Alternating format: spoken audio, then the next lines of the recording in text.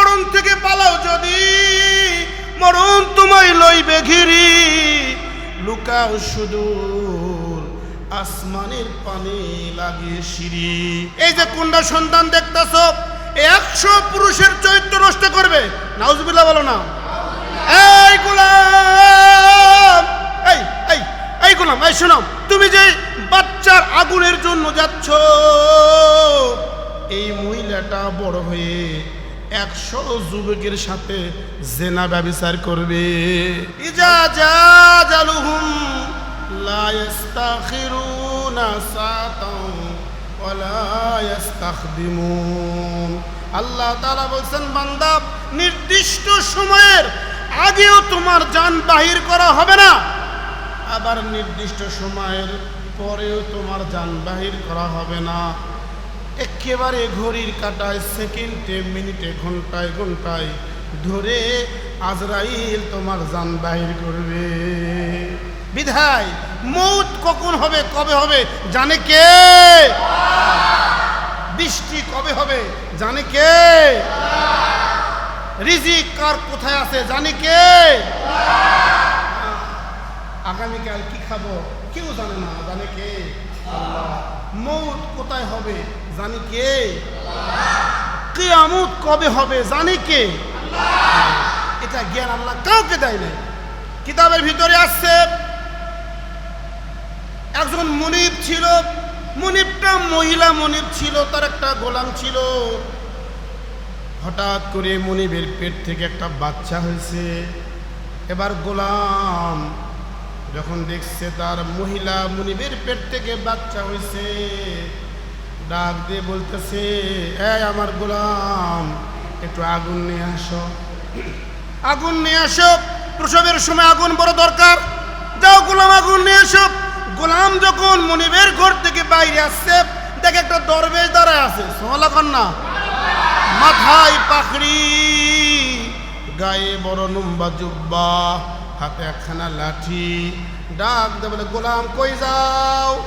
I গোলাম কই যাও?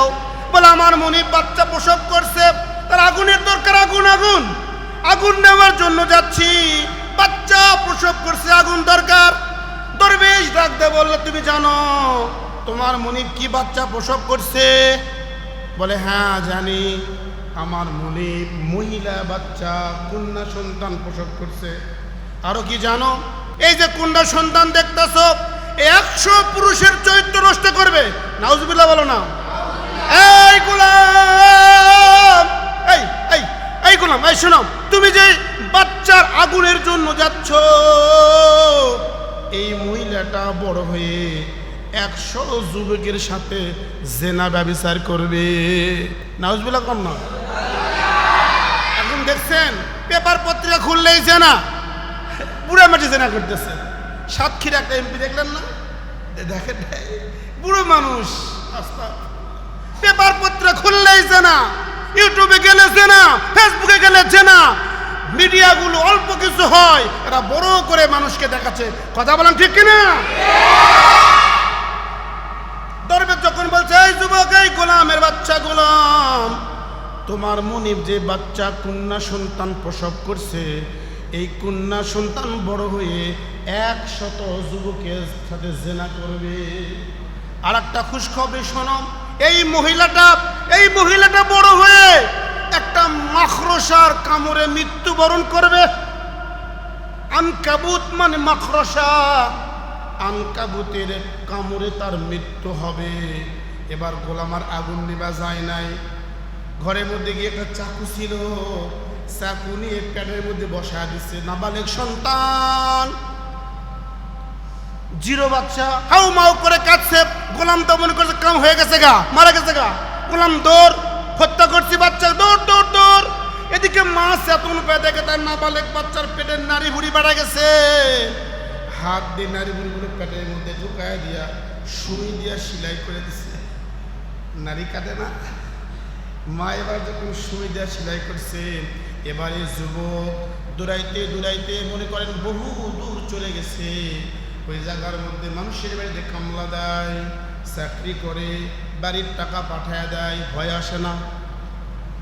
কিছুদিন আগে দেখলেন না কত নেতা বিদেশ ছিল, দেখলেন না কত নেতা ঘরের থেকে বাড়ায় নাই, কত নেতা বাইরে ছিল, আসতে সাহস পায় নাই, ঠিক কিনা? এরাও বাইরে ছিল, এ তো মানুষ হত্যা করে চলে গেছে, ভয় আসে নাই, কিন্তু বহু টাকা পয়সা পাঠায় দেয় আর পত্তরে বলে বাবা একটা সুন্দর দেখে বাড়ি বানাও। বাবা সুন্দর দেখে বাড়ি বানাইছে, বাবাকে জমি জমা করো, ও বিদেশ খাতে টাকা পাঠায় দেয়, তার বাবা অনেক সুন্দর বাড়ি বানাইছে, জমি জমা কিনছে, ব্যাংক ব্লেস করছে, টাকা পয়সা অনেক করছে, এবার পত্র লিখছে বাবা একটু সুন্দর দেখে মেয়ে দেখো, ঠিক কিনা? ছেলে বিদেশে থাকতে বাবা মেয়ে দেখে না, দেখে না, বলে আমার ছেলে ডিসেম্বরে আসবে, অক্টোবর থেকে মেয়ে দেখে, ছেলে আলে বিয়ে দিবে, ঠিক কিনা? বাবা মেয়ে দেখে আর বলে ভাই আপনার ছেলে কোথায়? বলে মালয়েশিয়া আছে। তো বিয়ে দেখতেছেন? বলে আমরা দেখে ক্লিয়ার করে নিব, ছেলে এক নজর দেখবার হবে, ঠিক কিনা? ওখান থেকে ও বলছে বাবা মেয়ে দেখো, বাবা মেয়ে দেখতে দেখতে দেখতে ওই ব্রিটিশরের কাছে গেছে। কোনটা? যার পেটটা কাটা ছিল, দেখতে বড় সুন্দর, ধনির দুলালি, আমার একমাত্র ছেলে, মেয়ের মাও দেখছে না, ছেলে টাকাওয়ালা, বাড়ি ঘর আছে। এখন তো ছেলে আর মেয়ে দেখা দেখি হয়, সুন্দর দেখে আর টাকা পয়সা দেখে, বংশ দেখার আর দরকার নাই। ওই লোক মোল্লা বিয়ে হচ্ছে খুলে বিড়ির সাথে, আগের যুগে এরকম হয়নি, ঠিক কিনা?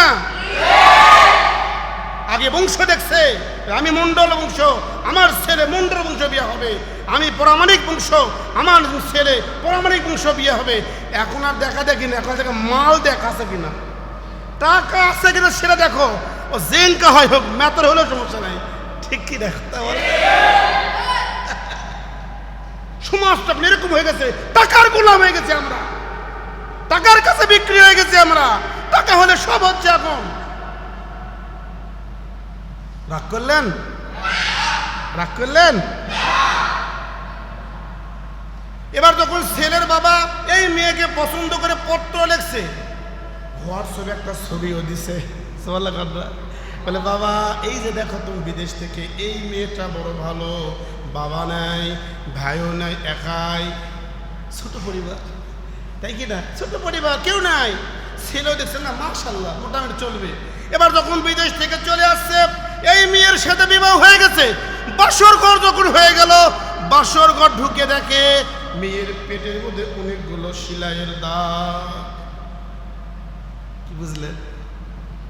যুবক বলে কি ব্যাপার কন্যা, সত্য করে বলো, মিথ্যা বলবে না, বিয়ে তো হয়ে গেছে, ঠিক কিনা? অনেকে মিস কল দিয়ে বিয়ে হচ্ছে না। কদিন আগে এক জায়গায় দেখলাম ধবধবা সুন্দর ফর্সা ছেলে, কিন্তু এমন একটা কালা মেয়ের বিয়ে করছে, দেখার মতো না।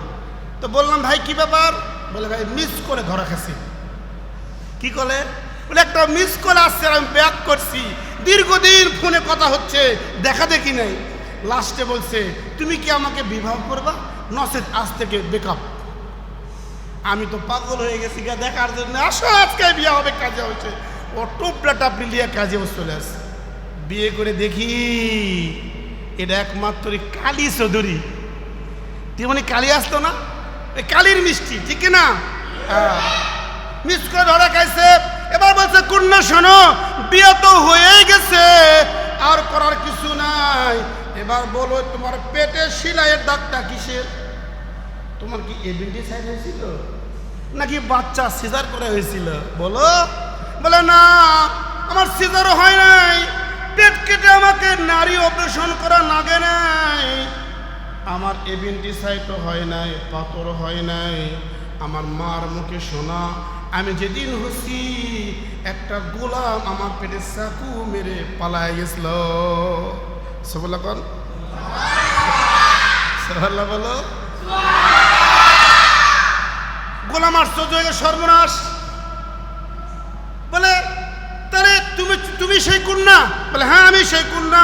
তাহলে আমার পরিচয় শোনো, যেই গোলাম তোমার পেটে চাকু মারছিল আমি সেই গোলাম। সুবহানাল্লাহ। রাখে আল্লাহ, মারে কে? আর মারে আল্লাহ, রাখে কে? ঠিক কিনা? নদীর কুল ভাঙ্গে ও কুল গড়ে, এই তো নদীর খেলা।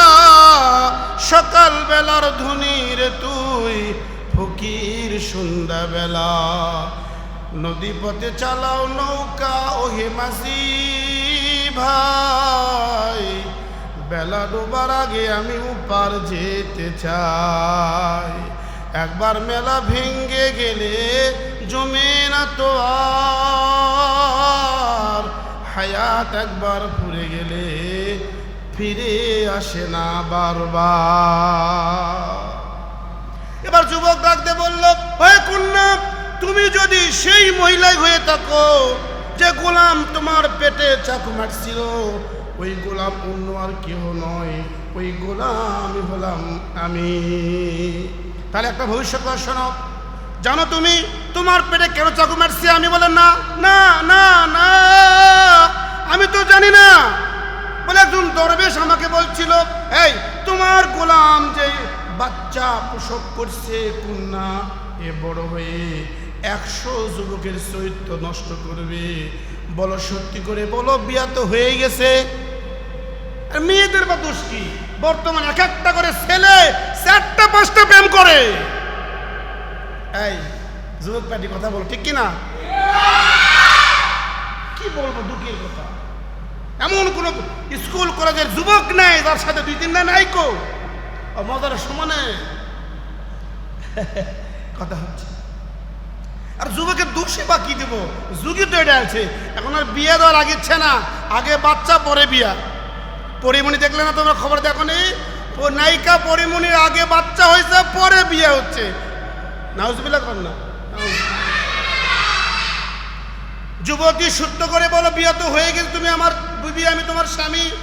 তুমি কি 100 যুবকের চরিত্র নষ্ট করেছো? বলে ইয়েস,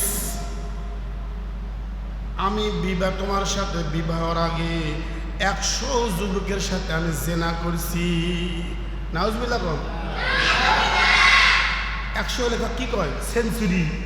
কি কয়? বলে আমি সেঞ্চুরি করছি।